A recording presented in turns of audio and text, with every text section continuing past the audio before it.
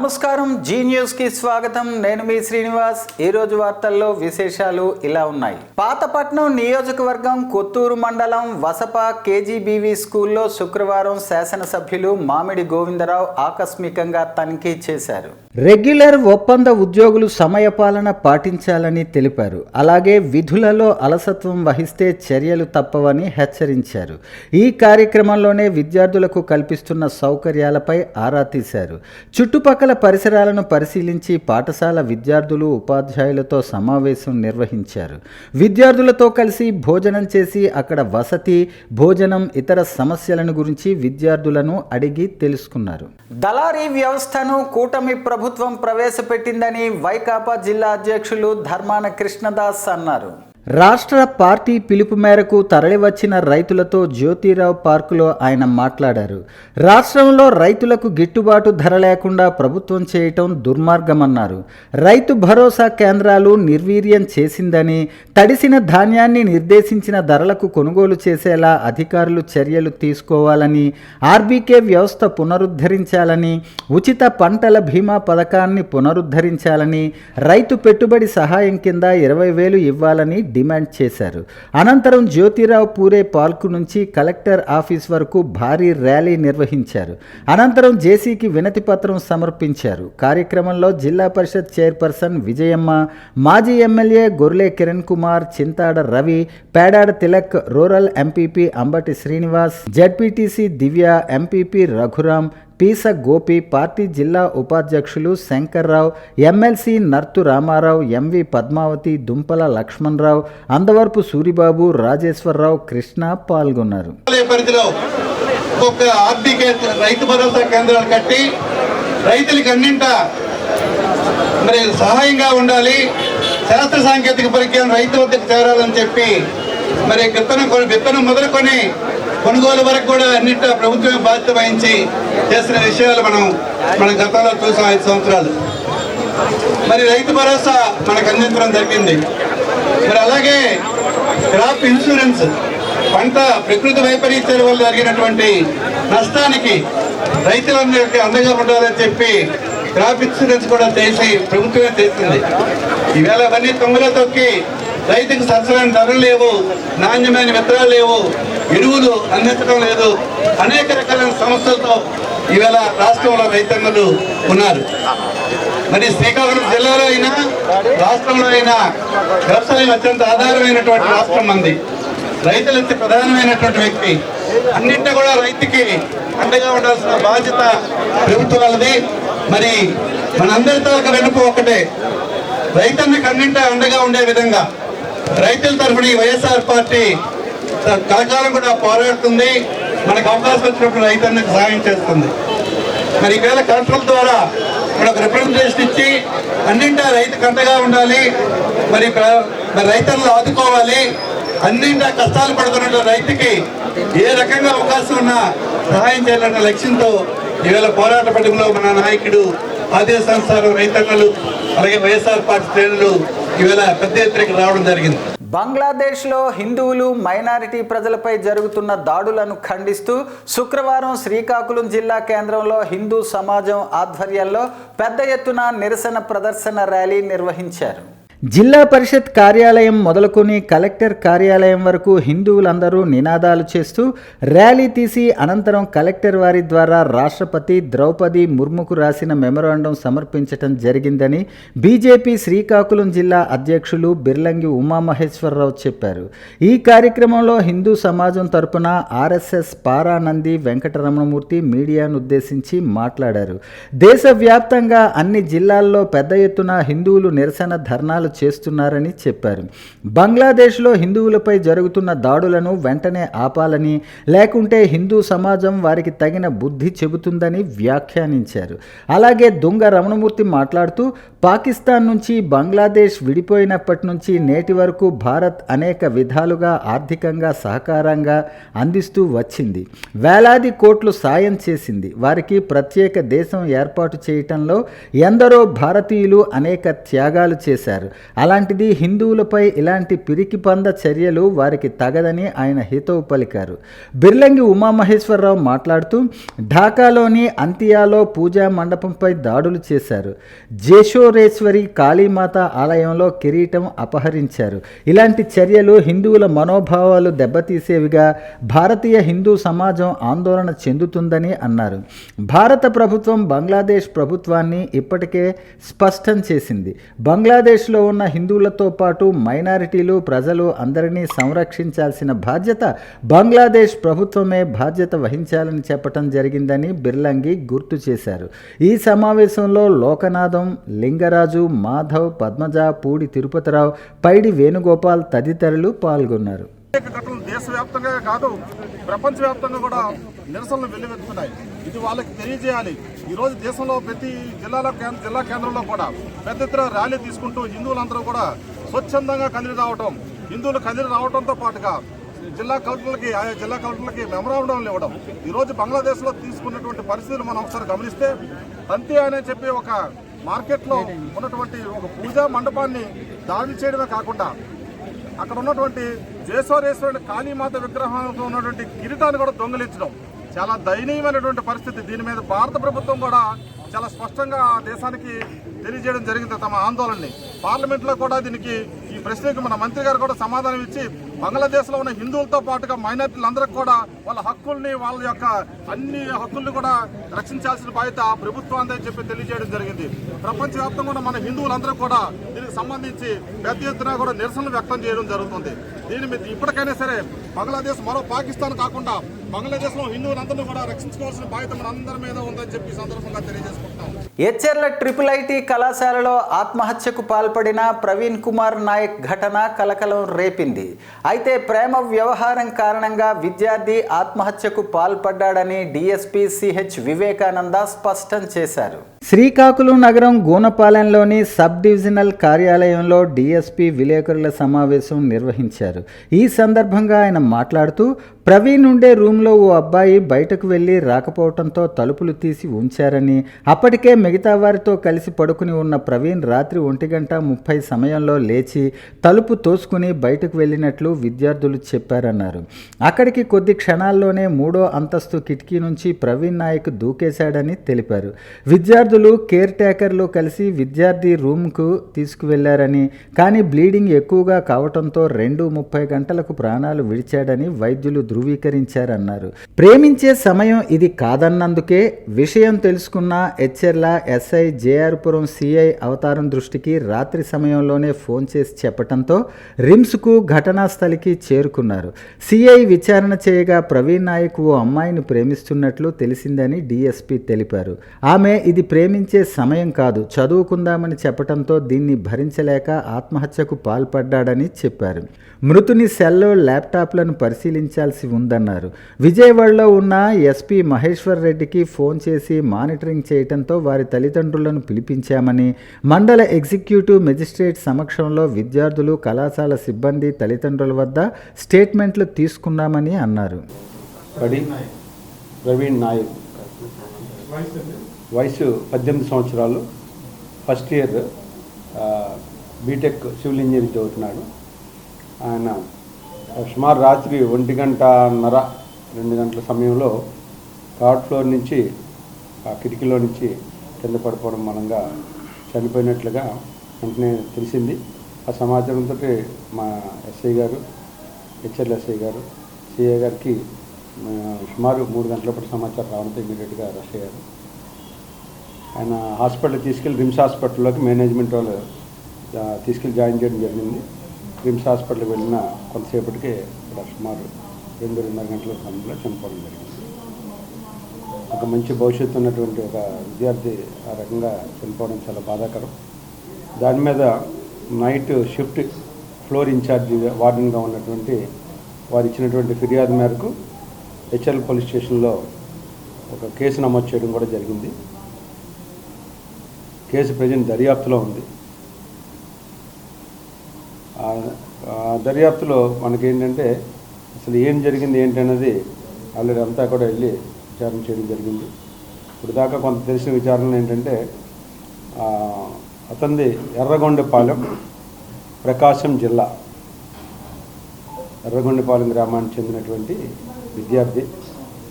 అతనికి మెరిట్లోనే ఈ అడ్మిషన్ రావడం జరిగింది.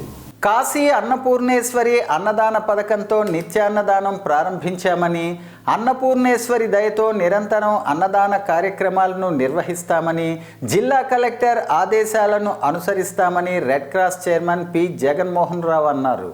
శ్రీకాకుళం శాంతా కళ్యాణ్ అనురాగ నిలయం, సివి నాగజ్యోతి ఆనంద నిలయం, దుర్గాదేవి చారిటబుల్ ట్రస్ట్, వరసిద్ధి వినాయక దేవాలయం ఆధ్వర్యంలో ప్రతినిత్యం 7 రోడ్ల కూడలి డే అండ్ నైట్తో పాటు నగర సమీపంలో గల దేవాలయ ప్రాంగణాలలో ఉండే నిరుపేదలకు అన్నదాన కార్యక్రమం గత 2 సంవత్సరాల నుంచి జరుగుతున్నాయని, ఈరోజు పెద్దపాడుకు చెందిన పల్లా అప్పలసూరి మనవడు బొట్టా సాయి కుమార్ జన్మదినం సందర్భంగా ఈరోజు అన్నదానంలో భాగమయ్యారు అన్నారు.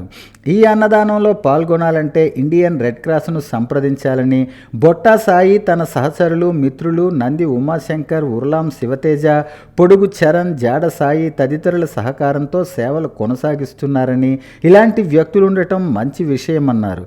అలాగే సేవలకై ఎప్పుడూ ముందుంటామని నేటి అన్నదాత బొట్టా సాయి కుమార్కు సహకరించిన నంది ఉమాశంకర్కు ప్రత్యేక అభినందనలు అన్నారు. నమస్కారం.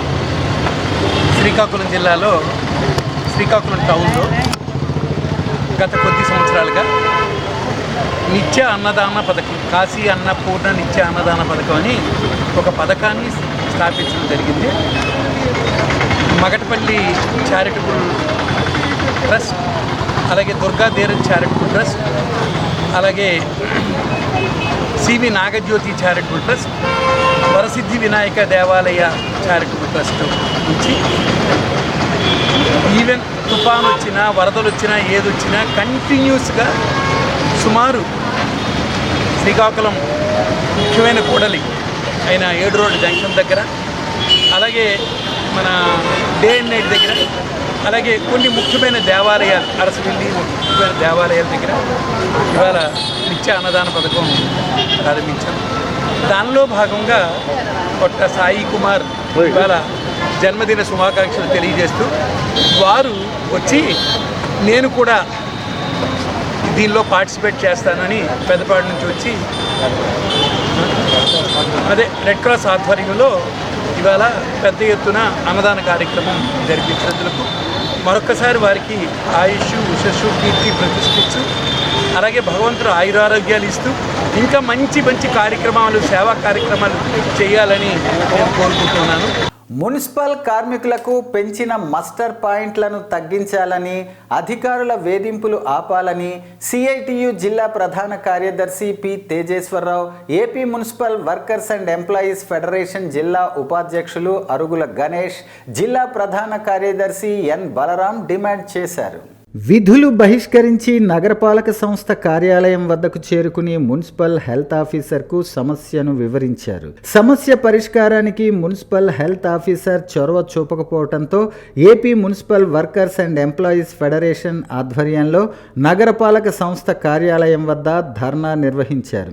ధర్నాలో municipal workers and employees federation Srikakulam నగర కమిటీ నాయకులు Kalyana Raju, Akula Shankarrao, D Chitti, A Ramu, D Yugandhar, A Sekhar, A Janardhan, A Guruswamy, J Madhavi, A Rajeswari, Parvathi, Eswaramma తదితరులు పాల్గొన్నారు. శ్రీకాకుళం నగరపాలక సంస్థలో పనిచేస్తున్నటువంటి ఉద్యోగులకు అణచివేతకు గురవుతున్నారు. ఎందుకంటే జిల్లా విస్తరణం చేసినప్పుడు మత్తర పాయింట్లు పెరగవలసిందే, కానీ ఉద్యోగులు కల్పించకుండా ఈ ఉద్యోగులు బట్టే ముందుకు నడపడం జరుగుతుంది. సమస్యలు ఉన్నప్పుడు దానికి తగ్గట్టుగా మెన్ను కూడా వేయాలి. ఊరు పెరిగేటప్పుడు దానికి అనుకూలంగా ఉద్యోగస్తులు కూడా ఉండాలి. అవి కాకుండా ఉన్న ఉద్యోగులకే పని భారం పెంచుతూ అట్టడుగున కుక్కుపాతంతో అణచివేస్తున్నారు. తప్పది. పనిముట్లాడితే ఇవ్వరు, పని వసతులు కూడా ఏమీ లేవు. ఆడపిల్లలు ఒక దగ్గర నుంచి ఒక దగ్గరికి వెళ్ళడం అంటే వాళ్ళు నడిచి వెళ్ళేటప్పుడు చాలా ఇబ్బందికరంగా ఉంది. అలాగే మగవాళ్ళు కూడా ఒక దగ్గర బండి పెడతారు, ఆ బండికి మత్తర పాయింట్లో లేకుండా ఎక్కడో ఉంటుంది. వాస్తవమే. ఊరు విస్తరమైనప్పుడు ఉద్యోగులను కూడా పెంచండి. 10 మస్తలు కాదు 15 మస్తలు కూడా మీరు పెంచవచ్చు. ఇదే ఉద్యోగుల్ని పట్టుకుని మస్తర్లు విభజించి అణచివేతకు గురి చేస్తే తప్పకుండా యూనియన్ అనేది తిరగబడుతుంది. ఈరోజు మున్సిపల్ కార్యాలయం దగ్గర కార్మికుల సమస్యలపైన ధర్నా కార్యక్రమం ఏర్పాట్లు చేశాం. మాకు గత మూడు మాస్టర్ పాయింట్లు ఉండేది. ఈ అధికారులు వచ్చి ఎంహెచ్ఓ అధికారు కమిషనర్ అందరూ కలిపి 5 మాస్టర్ పాయింట్లు చేయడం జరిగింది. కార్మికులు చాలా ఇబ్బంది పడిన పరిస్థితులు కూడా ఉన్నాయి. కార్మికులు పెద్దరెల్లి వీధి నుండి జిల్లా పరిశ్రమ రావాలంటే తెల్లారి 5 గంటలప్పుడు, అలాగే ఏటవతల నుండి ఇక్కడ రావాలంటే 5 గంటలప్పుడు ఆటోలు దొరకడం లేదు. బళ్ళు లేపడం కారణం వల్ల ఇబ్బందులు పడుతున్నారు. వచ్చినప్పుడు చీకటిగా అక్కడ ఉంటుంది, కుక్కలు ఎంట పడుతుంది, అన్ని రకాల ఇబ్బంది పడుతున్నారని చెప్పినా కూడా అధికారులు అక్కడే మీరు మాస్టర్ పాయింట్ చేసుకోవాలి, మీరు అక్కడే పనులకు వెళ్ళాలని ఇబ్బందులు పడుతున్నారు. సరైనది కాదండి. మాకు గతంలో ఎలాగ 3 మాస్టర్ పాయింట్ ఉంది, అదే మాస్టర్ పాయింట్లు పెట్టమని చెప్పడం జరిగింది. జరిగితే మరి మన వల్ల అవుతుందని ఎంహెచ్ గారు ఇప్పుడు మాట్లాడడం జరిగింది. అందుకని మేము ఈరోజు నిధులకు వెళ్ళలేదు. మేము అందరూ వారికి డ్యూటీలకు వెళ్ళకుండా ఇక్కడ అందరూ మున్సిపల్ దగ్గర కూర్చోవడం జరిగింది. అధికారంలో ఉన్నప్పుడు అన్నదాతలకు అండగా నిలబడకుండా వైకాపా నాయకులు దోచుకున్నారని టీడీపీ నగర అధ్యక్షులు మాదారపు వెంకటేష్ అన్నారు. ప్రస్తుతం అధికారం లేకపోవడంతో ర్యాలీలు ధర్నాల పేరుతో డ్రామాలాడుతున్నారని శుక్రవారం ఓ ప్రకటనలో ఎద్దేవా చేశారు. అధికారంలోకి వచ్చిన వెంటనే ల్యాండ్ టైటిలింగ్ యాక్ట్ను రద్దు చేశారన్నారు. రైతన్న సమస్యలు తెలిసిన నాయకుడు వ్యవసాయ శాఖ మంత్రి కింజరాపు అచ్చెన్నాయుడని అన్నారు. దళారీ వ్యవస్థలకు వైకాపా అండగా నిలిచిందని, అందుకే అన్నదాతలు అండగా నిలవలేదన్నారు. ధాన్యం కొనుగోలు చేసిన 48 గంటల్లో రైతుల ఖాతాల్లో నగదు జమ చేస్తోంది చంద్రబాబు ప్రభుత్వం అన్నారు. వైకాపా కూటమి ప్రభుత్వాలు పాలనలో తేడా గమనిస్తే తెలుస్తోందన్నారు. రైతన్నల పేరుతో ర్యాలీలు ధర్నాల పేరుతో మభ్యపెట్టాలని వైకాపా ప్రయత్నించినా ప్రజలను నమ్మే పరిస్థితి లేదని మాదారపు అన్నారు. శ్రీకాకుళం మున్సిపల్ ఇంజనీరింగ్ కార్మికుల రాష్ట్ర వ్యాప్త నిరసన కార్యక్రమం 7వ రోజు కూడా కొనసాగింది. యూనియన్ గౌరవాధ్యక్షులు టి తిరుపతిరావు, యూనియన్ అధ్యక్ష కార్యదర్శులు శ్యామలరావు, ఆర్ సతీష్లు మాట్లాడుతూ రాష్ట్ర ప్రభుత్వం తక్షణమే స్పందించి డిమాండ్లు పరిష్కారం చేయాలని డిమాండ్ చేశారు. జీతాలు పెంచాలని, రిటైర్మెంట్ బెనిఫిట్స్ కింద మరియు చనిపోయిన కార్మికులకు 10 లక్షల నష్టపరిహారం ఇవ్వాలని, సెలవులు మంజూరు చేయాలని డిమాండ్ చేశారు. ఈ కార్యక్రమంలో ఎస్ శంకర్, ఎం చంద్రశేఖర్, సరస్వతి, ఎం శ్రీను, ఎస్ సతీష్, ఎల్ చంద్రశేఖర్, సాగర్ తదితరులు పాల్గొన్నారు. జాతీయ స్థాయిలో శ్రీకాకుళం పోస్టల్ డివిజన్ను నెంబర్ 1 డివిజన్గా తయారు చేసేందుకు అన్ని రకాల చర్యలు చేపట్టామని శ్రీకాకుళం జిల్లా పోస్టల్ సూపరింటెండెంట్ వండాన హరిబాబు చెప్పారు. శ్రీకాకుళంలో మీడియాతో మాట్లాడుతూ ఈ నెల 11, 12 తేదీల్లో దేశవ్యాప్తంగా పోస్టల్ శాఖ గ్రామీణ తపాలా బీమా పథకం మరియు తపాలా జీవిత బీమా పథకాలపై ప్రత్యేక డ్రైవ్ నిర్వహించిందని, ఈ డ్రైవ్లో శ్రీకాకుళం జిల్లా నెంబర్ 1 డివిజన్గా నిలిచిందని స్పష్టం చేశారు. తక్కువ ప్రీమియంతో ఎక్కువ బోనస్ ఇచ్చే తపాలా జీవిత బీమా సౌకర్యాన్ని అందరూ సద్వినియోగం చేసుకోవాలని ఆయన కోరారు. బలమైన జీవిత భద్రత కోసం పోస్టల్ లైఫ్ ఇన్సూరెన్స్ను ఎంపిక చేసుకోవాలని ఆయన విజ్ఞప్తి చేశారు. శ్రీకాకుళం పోస్టల్ డివిజన్ నిన్న ఒక్కరోజు 1,40,00,000 రూపాయల కొత్త ప్రీమియం వసూలు చేసి ఆంధ్రప్రదేశ్ రాష్ట్రంలో ఉన్న 29 డివిజన్లలో నెంబర్ 1గా నిలిచామని గర్వంగా చెప్పారు. రాష్ట్ర వ్యాప్తంగా 10 కోట్ల రూపాయల ప్రీమియం కలెక్షన్ చేశామని చెప్పారు. శ్రీకాకుళం జిల్లా వ్యాప్తంగా 580 పోస్టల్ కార్యాలయాల్లో పనిచేస్తున్న ఉద్యోగులంతా సమిష్టి కృషి వల్ల ఈ ప్రథమ స్థానం సంపాదించామని, ఇందులో భాగస్వామ్యం అయిన సిబ్బందికి Andhra Pradesh postal circle chief postal general manager చేతుల మీదుగా అభినందనలు, శుభాకాంక్షలు అందుకున్నారని సూరిబాబు చెప్పారు. మొత్తం 580 పోస్ట్ ఆఫీసుల్లో ప్రతి పోస్ట్ ఆఫీస్ నుంచి కూడా పబ్లిక్ ఇన్సూరెన్స్ చేసి ఈ ప్రీమియంని కలెక్ట్ చేయడం జరిగింది. సో ఈ యొక్క అచీవ్మెంట్ని మేము నిన్న మన AP postal circle chief postmaster general వారు వచ్చి ఎవరైతే ₹1,00,000 కన్నా అధిక మొత్తంలో ప్రీమియం కలెక్ట్ చేయడం జరిగిందో ఆ యొక్క డిపార్ట్మెంట్లు మరియు గ్రామీణ డాక్ సేవక్ ఎంప్లాయీస్ అందరికీ మెమెంటోస్, సర్టిఫికేట్ మరియు గిఫ్ట్ ఇచ్చి సిపిఎంజీ గారి చేతుల మీదుగా సత్కరించడం జరిగింది. దాంతో పాటుగా ఎవరైతే ₹1,00,000 చేశారో వాళ్ళందరికీ కూడా సిపిఎంజీ గారితో పాటుగా వర్కింగ్ లంచ్ కూడా ఆర్గనైజ్ చేయడం జరిగింది. సో గౌరవనీయమైనటువంటి చీఫ్ పోస్ట్ మాస్టర్ జనరల్ వారు కూడా మన శ్రీకాకుళం డివిజన్ ఏదైతే అచీవ్మెంట్ చూసి చాలా హ్యాపీగా ఫీల్ అవ్వడం జరిగింది. ఈ యొక్క కార్యక్రమాన్ని మనం ఈ ఫైనాన్షియల్ ఇయర్ ఏప్రిల్ నెల నుంచి కూడా ప్రతి నెల చేస్తున్నాము. ప్రతి నెల ఆన్ యావరేజ్గా మేము 40 లక్షల రూపాయలు న్యూ బిజినెస్ ప్రీమియం కలెక్ట్ చేయడం జరుగుతుంది. ఈ నెలలో మేము ఒక కంటెస్ట్ రూపంలో ఆర్గనైజ్ చేసుకొని గేమ్ చేంజర్ అని ఒక కంటెస్ట్ పెట్టి ప్రత్యక్ష దైవం ఆరోగ్య ప్రదాత శ్రీ సూర్యనారాయణ స్వామిని న్యూఢిల్లీ జాతీయ మానవ హక్కుల కమిషన్ చైర్పర్సన్ శ్రీమతి విజయభారతి సాయిని కుటుంబ సమేతంగా దేవాలయానికి విచ్చేసి శ్రీ స్వామివారిని దర్శించుకున్నారు. వారికి ఆలయ ప్రధాన అర్చకులు శ్రీ ఇప్పిలి శంకర శర్మ ఘనంగా స్వాగతం పలికారు. తదుపరి ఆలయ అర్చకులు వేద మంత్రాలతో ఆశీర్వదించారు. వారికి శ్రీ స్వామివారి ప్రసాదాలను మరియు స్వామివారి జ్ఞాపికను అందజేశారని ఆలయ ఈవో వై భద్రాజీ తెలిపారు. జాతీయ ఇంధన పొదుపు వారోత్సవాలలో భాగంగా డిసెంబర్ 14 నుంచి డిసెంబర్ 20వ తేదీ వరకు వారం రోజులు శ్రీకాకుళం జిల్లాలో విద్యుత్ శాఖ, ఆంధ్రప్రదేశ్ తూర్పు ప్రాంత విద్యుత్ పంపిణీ సంస్థ ఆధ్వర్యంలో నిర్వహించబడునని శ్రీకాకుళం జిల్లా ఏపీఈపీడీసీఎల్ ఎస్ఈ నాగిరెడ్డి కృష్ణమూర్తి తెలిపారు. ఈ సందర్భాన్ని పురస్కరించుకుని శుక్రవారం మీడియాతో మాట్లాడుతూ విద్యుత్ పొదుపు అవగాహన ర్యాలీలు జిల్లా ప్రధాన కేంద్రం, డివిజన్ కేంద్రాలలో నిర్వహించటం జరుగుతుందన్నారు. ఇందులో భాగంగా జిల్లా వ్యాప్తంగా విద్యుత్ పొదుపుపై పాఠశాల విద్యార్థులకు వ్యాసరచన, వక్తృత్వ, చిత్రలేఖన పోటీలు నిర్వహించటం జరుగుతుందని, అంతేకాకుండా స్వయం సహాయక సంఘాల మహిళా బృందాలతో ముగ్గుల పోటీలు నిర్వహించి వారికి ఇంధన సంరక్షణ పద్ధతులు, స్టార్ రేటెడ్ గృహోపకరణాల ప్రయోజనాలపై అవగాహన కల్పించటం జరుగుతుందన్నారు. విద్యుత్ పొదుపు ఆవశ్యకత, నూతన సాంకేతిక విజ్ఞానం అనే అంశంపై నిష్ణాతులచే ఇంజనీరింగ్ కాలేజీల్లో వర్క్షాపులు నిర్వహిస్తానన్నారు.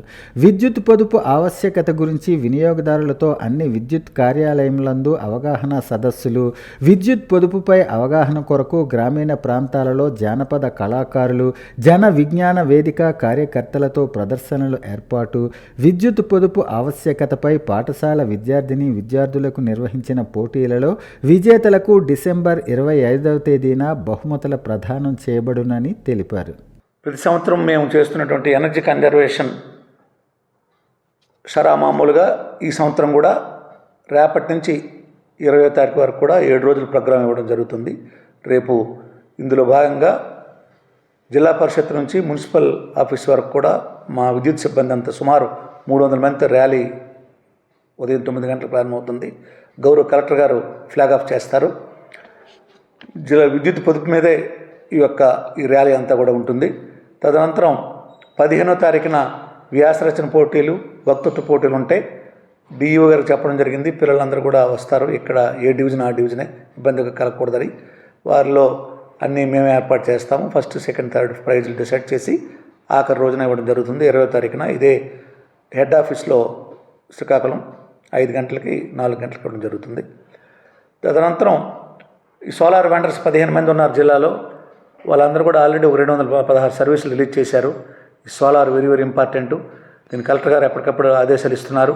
అటు జెడ్పీకి, ఇటు కలెక్టరేట్కి, ఇటు ఈపీడీసీలకు కూడా. దానిలో భాగంగా వాళ్ళు మొత్తం వినియోగదారులందరికీ కూడా దాని యొక్క ఉపయోగాలు, వాటి యొక్క లాభాలన్నీ కూడా చెప్పడం జరుగుతుంది.